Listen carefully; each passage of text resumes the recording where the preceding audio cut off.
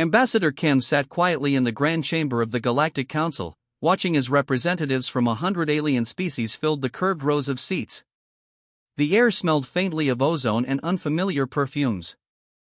This emergency session had been called with only 2 hours' notice, highly unusual for the normally procedure-bound council. Kim adjusted her formal diplomatic uniform and touched the small Earth insignia pinned to her collar. 6 years as humanity's ambassador had taught her to read the subtle signs of trouble, and everything about this meeting felt wrong. The session will now begin, announced first speaker Navos, a tall, blue-skinned being whose species had helped found the council millennia ago. His voice echoed through the chamber as the ambient lighting dimmed. "We have called this emergency meeting to address a grave matter of galactic security," Navos continued. "Evidence has come to our attention regarding violations of the Non-Proliferation Treaty by the planet Earth." A murmur spread through the chamber. Kim leaned forward, genuinely confused. Earth had meticulously followed every regulation since joining the galactic community 20 years ago. Large screens appeared around the chamber, displaying grainy footage of what appeared to be human military ships firing on a small outpost. The timestamp indicated this had occurred only days ago. "This unprovoked attack on a peaceful research station resulted in 63 deaths," said Navos. The vessels were clearly of Earth design. Kim rose to her feet. "First speaker, I must object. Earth has launched no such attack. These images must be examined by independent experts before accusations are made." "The evidence has already been verified by Council security," replied Navos, not meeting her eyes. "We have additional proof of banned weapons development and territorial aggression plans." More images appeared, showing documents and technical specifications that Kim had never seen before. She felt a cold sensation spreading through her body. This was a setup. "Earth demands time to investigate these claims and present our defense," Kim said firmly. "Basic Council law guarantees this right." The representative from the Vargosian Empire, a longtime competitor of Earth's, stood up. "The threat is too immediate. We must act now to prevent further aggression." Kim noticed several key council members nodding in agreement too quickly, as if they'd already decided before seeing any evidence. "We will now vote on emergency sanctions against Earth and temporary control of human colonies for security purposes," announced Navos. "This is outrageous." Kim protested, but her microphone had been deactivated. She watched in growing horror as the vote proceeded with unnatural speed. The results appeared on the main screen: overwhelming support for sanctions, military containment, and seizure of outlying colonies. Only a small minority had abstained or voted against. As two council security officers approached her position, Kim discreetly pressed the emergency transmitter hidden in her sleeve. The device would send an encoded warning to Earth Command, activating protocols developed for exactly this nightmare scenario. "Ambassador Kim, you will be detained pending further investigation," said one of the guards, a reptilian being with scales the color of rust. "On what grounds?" she demanded, though she already knew this was part of the plan. They needed her silenced. "Potential complicity in violations of galactic law," replied the guard. As they escorted her from the chamber, Kim passed the representative from the Talon Federation, one of the few species that had consistently supported humanity. The Talon subtly slipped her a data chip, which Kim palmed without breaking stride. In the corridor outside, Kim caught sight of several council members speaking in a corner, including Navos and the Vargosian representative. Their expressions were not of concern or moral outrage, but of satisfaction. "You've made a terrible mistake," Kim called out, causing them to turn. "Humanity came in peace, but we will not be sacrificed for your fear." The Vargosian approached, lowering his voice. "Your species advances too quickly. The Council has existed for 50,000 years by maintaining balance. Humans threaten that balance. So this is about keeping us in our place?" Kim asked. "It's about survival," he replied. "Yours, if you're wise enough to surrender." As the guards led her away to the detention area, Kim thought about the encrypted message now racing toward Earth and the contingency plans it would activate. The Council believed they were dealing with a naive, outmatched species. They had no idea what humanity had been quietly preparing for since they first detected alien signals nearly a century ago. Earth had always hoped for peace among the stars, but it had never counted on it. Kim smiled slightly as the cell door closed behind her. The council thought this was the end of humanity's rise. They would soon learn it was just the beginning. Admiral Park stood at the window of Earth Command Headquarters, looking out at the blue Pacific Ocean. His reflection showed a face lined with worry. The emergency message from Ambassador Kim had arrived just 4 hours ago, and already the world had changed. "Sir, the Joint Chiefs are assembled," said Lieutenant Lee, standing at attention behind him. Park nodded and turned away from the view. He walked with measured steps to the secure conference room where Earth's highest military leaders waited. The room fell silent as he entered. "Ladies and gentlemen," Park began, activating the holographic display in the center of the table. "As you've been briefed, the Galactic Council has voted to impose sanctions and seize our colonies. Ambassador Kim's intelligence confirms our worst suspicions. This is not a misunderstanding but a coordinated plan to contain humanity." The hologram showed the locations of human settlements across nearby star systems, blinking red to indicate their vulnerability. "How much time do we have?" asked General Choi, commander of the Space Defense Force. "Council ships are already moving toward our colonies," Park replied. "They expect to find them defended by our known military assets." Admiral Park pressed a button, and the hologram changed to show a different set of locations, hidden shipyards and bases unknown to the Council. "It's time to activate Protocol Omega," he announced. "The evacuation of all frontier colonies began 2 hours ago using our civilian transport network. The Council doesn't know about our new FTL engines. We can move our people faster than they can intercept." Around the table, faces showed a mix of determination and concern. Protocol Omega had been developed years ago when humanity first realized the Council might someday see them as a threat. It had always been considered a last resort. "And the Phantom Fleet?" asked Admiral Yoon, her voice quiet but firm. Park nodded to a communications officer who entered a series of codes. The hologram shifted again, revealing hundreds of vessels in hidden locations throughout the solar system. 217 warships equipped with our most advanced technology, Park confirmed. Shield systems, pulse weapons, and stealth capabilities that the Council doesn't know we've developed. They believe our most powerful ship is the Defender-class cruiser. The Phantom Fleet is 3 generations beyond that. Lieutenant Lee entered the room with a data tablet. "Sir, we've received confirmation. The first wave of colonists from Proxima Centauri is already in transit. The colony will be completely empty by the time Council forces arrive." "Perfect," Park said. "Let them find abandoned settlements. It will confuse them and buy us more time." General Choi looked troubled. "What about Earth? We can't evacuate our homeworld." "We don't need to," Park replied, bringing up images of Earth's orbital defenses. "For years, we've maintained visible defensive platforms that the Council has regularly inspected. What they don't know is that these are decoys. Our real defenses are hidden throughout the asteroid belt and in lunar installations." Park moved to a wall console and entered his personal command codes. A secure channel opened, showing Captain Hyun on the bridge of her stealth cruiser. "Status report, Captain," Park ordered. "The Phantom Fleet is in position, Admiral," Hyun replied. Her ship was hidden in the shadow of a large asteroid. "All 200 vessels report ready. Stealth systems functioning perfectly. The Council's scanning technology cannot detect us. Maintain position and complete radio silence," Park instructed. "Let the Council come to us." After closing the channel, Park turned back to the assembled leaders. "The Council believes they're dealing with a relatively primitive species that just learned to travel between stars.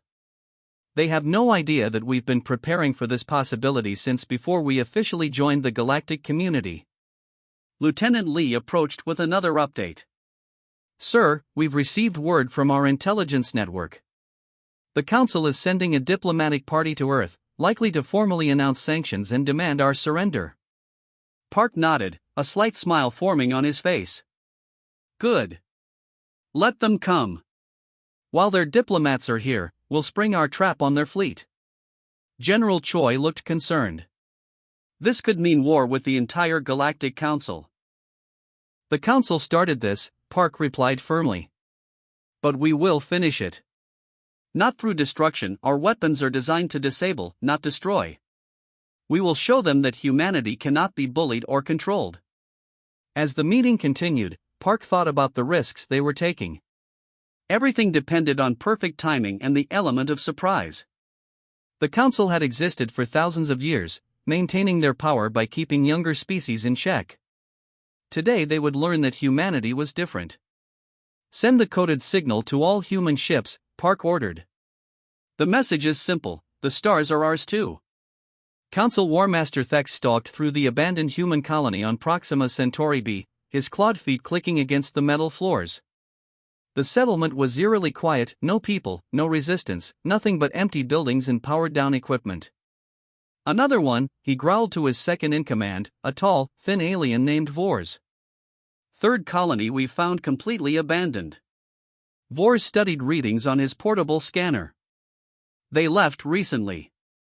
Perhaps within the last day. The food in their storage facilities is still fresh. Thex kicked over a chair in frustration. The council had assured him that humans were primitive and predictable. They were supposed to fight for their colonies, to resist the council's forces. That was the plan: provoke them into military action that would justify a full occupation of Earth and its territories. Instead, the humans had simply disappeared. How could they evacuate so quickly? Thex wondered aloud. Our intelligence indicated their fastest transport ships would take at least a week to move this many colonists. Unknown, War Master, Vors replied. But the pattern is consistent across all 3 colonies we've investigated. Thex's communication device chimed. It was Supreme Commander Rawl, his direct superior. Report, War Master, came the gravelly voice. The Proxima colony is abandoned, Supreme Commander. Just like the others. A long pause followed. This is unexpected. Our council informants assured us the humans would resist. Perhaps they are more cowardly than we thought, Thex suggested. Or more clever, Rawl countered. Scan the system again for any signs of human military vessels. Vors quickly ran the scan. Nothing, Supreme Commander. If they had ships here, they're gone now. Rawl's image flickered as he consulted with someone off-screen. New orders, War Master. All forces are to converge on the Sol system immediately. If the humans have withdrawn to their homeworld, we will end this there. What about the colonies? Thex asked. Leave minimal forces to secure them. The real prize is Earth itself. Our diplomatic team is already en route to accept their surrender. The communication ended, and Thex felt a surge of excitement. Earth was the true target anyway, everything else had been a distraction. The Council wanted humanity's homeworld and its resources. Within hours, Thex's battle group had joined the massive Council fleet forming at the edge of Earth's solar system. Hundreds of ships from dozens of species gathered, the largest military force assembled in centuries. From the command deck of his flagship, Thex observed the tactical display showing Earth's defenses, or lack thereof. The orbital platforms humans had maintained for years appeared to be powered down or abandoned. Curious, said Vors, studying the sensor readings. Their planetary shields are minimal. Our scans show no significant military presence. They've given up, Thex concluded with satisfaction. They know they cannot win against the combined might of the Council. The Supreme Commander's voice came through the ship-wide communication system. All vessels, advance into the system. Maintain combat readiness, but expect minimal resistance. Earth appears to be preparing for surrender. As the massive fleet moved toward Earth, Thex couldn't shake a feeling of unease. It had all been too easy. Meanwhile, hidden in the shadow of Earth's moon, Captain Hyun watched the approaching Council fleet on her stealth cruiser's sensors. Her vessel, along with 200 others just like it, remained completely invisible to the Council's scanning technology. They've taken the bait, she said quietly to her bridge crew. All ships maintain stealth protocols. Remember your training: when Admiral Park gives the signal, we will reveal ourselves simultaneously. Throughout the solar system, human ships waited in perfect stillness. some hid within the rings of Saturn, others in the asteroid belt, and several dozen in special orbital positions around Earth itself, cloaked with technology the Council had never seen. On Earth's surface, Prime Minister Song and his security team prepared to meet the Council's diplomatic envoy. They had chosen a large, open area outside the old United Nations building in New York, a location with clear sightlines to the sky above. "Are you sure about this, Prime Minister?" asked his chief of security. "If this goes wrong, Admiral Park assures me the plan will work," Song replied calmly. "The Council needs to see that humanity cannot be intimidated." In orbit, Supreme Commander Rawl observed Earth's blue-green surface with satisfaction. 20 years we've watched these humans," he said to his bridge officers. "Always advancing too quickly, always questioning Council authority. Today we put them back in their place." His tactical officer approached with new information. "Supreme Commander, we're detecting unusual energy readings throughout the system. They're faint, but probably just solar interference," Rawl dismissed. "Maintain course." Deep in the asteroid belt, Admiral Park received the signal he'd been waiting for. The Council fleet had fully committed to their approach. "All ships," he transmitted on a secure quantum channel that cut through any attempt at jamming, "prepare to execute Operation Revelation." "On my mark." Park looked at the tactical display one final time, watching as the unsuspecting Council fleet moved into the perfect position. Council Ambassador Erden stepped onto Earth's soil with a sense of triumph. Behind him, 5 other Council representatives formed a solemn procession. They had been chosen to formally accept humanity's surrender and establish the Council's authority over Earth. A small group of humans waited for them, led by a dignified man in formal attire. Prime Minister Song stepped forward, his face revealing nothing of his thoughts. "Ambassador Erden," Song greeted with a polite bow. "Welcome to Earth." "Prime Minister," Erden replied, not returning the gesture. "I presume you understand why we have come." Song nodded slowly. "You have come because the Council believes Earth is weak and defenseless." Erden frowned at the unexpected response. "We have come to offer terms following your violations of Council law. Our fleet stands ready to enforce these terms if necessary." The Prime Minister checked his watch. "About that fleet." Above them, in the clear blue sky, something impossible began to happen. Supreme Commander Rawl stood on his flagship's bridge, watching with satisfaction as Earth grew larger on the viewscreen. The planet looked peaceful, beautiful, and soon it would belong to the Council. "Supreme Commander," his sensor officer called out urgently. "I'm detecting energy spikes throughout the system." "Source?" Rawl demanded.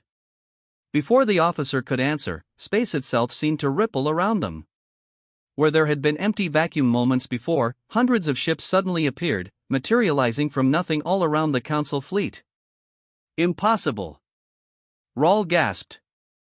The vessels were like nothing he had ever seen, sleek, dark, and radiating power. Human ships, but far more advanced than anything Earth was supposed to possess. On the command deck of her cruiser, Captain Hyun gave the order, "Disable their primary systems. Remember, non-lethal force only." Her ship, along with dozens of others, fired precise energy pulses that struck the Council vessel's propulsion and weapons systems. The careful shots left life support and communication intact. Throughout the solar system, the same scene played out hundreds of times. The Council fleet, caught completely by surprise, found themselves surrounded and systematically disabled. Admiral Park's voice boomed across all communication channels. "Council vessels, this is Admiral Park of Earth Defense Force. Your ships are surrounded and outmatched. We have disabled your weapons and propulsion systems. Your crews are unharmed. Any attempt at hostile action will result in complete system shutdown." On Earth's surface, Ambassador Erden stared in shock as the sky above filled with light, the unmistakable flashes of energy weapons. "What have you done?" he demanded of Prime Minister Song. In response, Song gestured to an aide who activated a large holographic display. It showed the Council fleet surrounded by human vessels that, by all rights, shouldn't exist. "Your intelligence was flawed, Ambassador," Song said calmly. "Earth is not defenseless. We never have been. Erden's communication device chimed urgently. He answered to find Supreme Commander Rawl's face, tense with anger and fear. "Ambassador, we are betrayed," Rawl shouted. "The humans have technology far beyond what we were told. They've disabled half our fleet already." Song stepped closer to Erden. "No one has been betrayed except humanity. We have the evidence of your fabricated charges against us and your plans to seize our world." On his flagship, now drifting powerless, Supreme Commander Rawl watched in disbelief as a human vessel approached. It was smaller than his own ship but emanated energy readings that defied Council understanding. "How?" he whispered. "How did they hide such technology from us?" His second-in-command looked equally stunned. The Council inspected their facilities regularly. Nothing like this was ever detected. A communication request came through, the only system still functioning on their crippled vessel. Rawl reluctantly accepted it. Admiral Park's face appeared on screen. The human looked calm, almost sympathetic. "Supreme Commander," Park began, "your fleet is now under our control. No lives have been lost, and none need to be. Your choice now is simple: peaceful surrender, or we will be forced to completely disable all your vessels. This is an act of war against the entire Council." Rawl sputtered. Park shook his head. "No. This is an act of self-defense against an unprovoked attack. The Council's deception has been exposed." Back on Earth, Ambassador Erden watched the holographic display with growing horror as, one by one, the Council ships went dark, their weapons and engines disabled by technology humans shouldn't possess. "How long?" Erden asked quietly. "How long have you been hiding these capabilities?" Prime Minister Song looked at him steadily. "Since before we joined the Council. We hoped for genuine cooperation, but we prepared for treachery." "You've doomed your species," Erden warned. "The Council will never allow this defiance." Song's expression remained calm. "Look again, Ambassador. The Council fleet is disabled. Your deception is exposed. I believe it is time to negotiate new terms, as equals." Above them, the sky continued to fill with light as humanity revealed its true strength to the galaxy. The Grand Chamber of the Galactic Council looked different now. Where once only the oldest species had seats in the inner circle, new chairs had been added. The ancient hierarchy had been broken. Ambassador Kim stood before the assembled representatives, her posture straight and proud. 3 months had passed since the day humanity revealed its true strength, and today marked the formal signing of the Treaty of Soul. "This document establishes new principles for our shared galaxy," Kim announced, her voice carrying through the chamber. "Equal representation for all spacefaring civilizations. Transparent proceedings. Mutual defense. No species shall be judged by their age among the stars, but by their actions and contributions." She looked directly at the former first speaker Navos, now stripped of his position after the Council's plot against Earth had been exposed. He avoided her gaze. Several previously silenced species watched with hope in their eyes: the Talon, whose technology had been deliberately suppressed by the Council for centuries, the Nyx, whose resource-rich worlds had been exploited under unfair treaties, and a dozen others who had suffered under the old order. "Humanity does not seek dominance," Kim continued. "We seek partnership. But we will not be controlled, and we will not stand by while others are oppressed."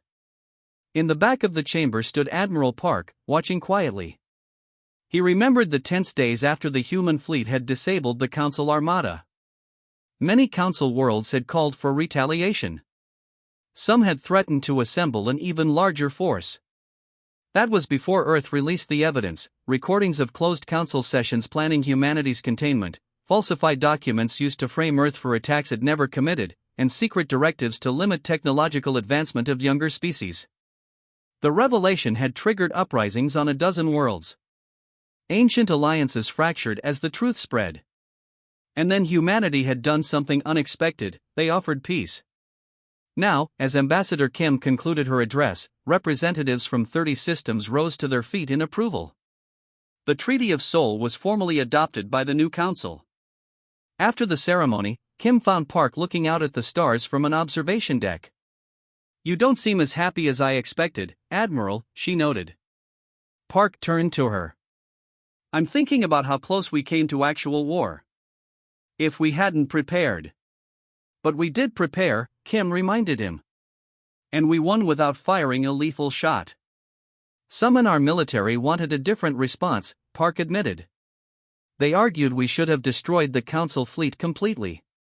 Shown our full capabilities. Kim nodded. There will always be those who prefer force. That's true for humans and aliens alike. She gestured toward the stars. But look what we've achieved instead. Through the window, they could see ships from different species moving through space around the Council station. Among them were vessels from Earth, now openly displaying the advanced designs that had been kept secret for so long. More remarkable were the joint patrols, human ships flying alongside Talon and Nyx vessels. The beginning of a new defensive alliance.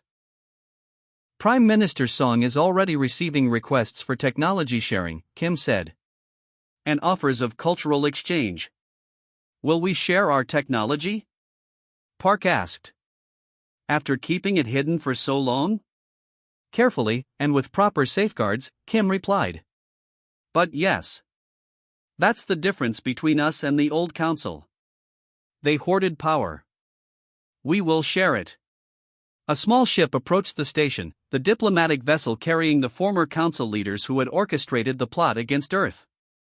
They would stand trial for their actions, not in a human court, but in a newly established galactic tribunal with judges from 12 different worlds. Justice, not revenge, Kim said, seeing Park's attention on the ship. Another difference between their way and ours. Later that day, Park stood on the bridge of his flagship, watching as Captain Hyun supervised a training exercise with pilots from 3 different species. How are our new allies performing? Park asked. Remarkably well, Hyun replied. The Talon have excellent spatial awareness, and the Nyx engineering skills are impressive. We have much to learn from each other. Through the viewscreen, Earth was visible, blue and beautiful against the blackness of space. But now it wasn't alone. Ships from a dozen worlds moved in coordinated patterns, learning to work together. Admiral, Hyun said quietly, do you think they'll try again? The old powers of the Council? Park considered this. Perhaps. Change is never easy, especially for those who lose power.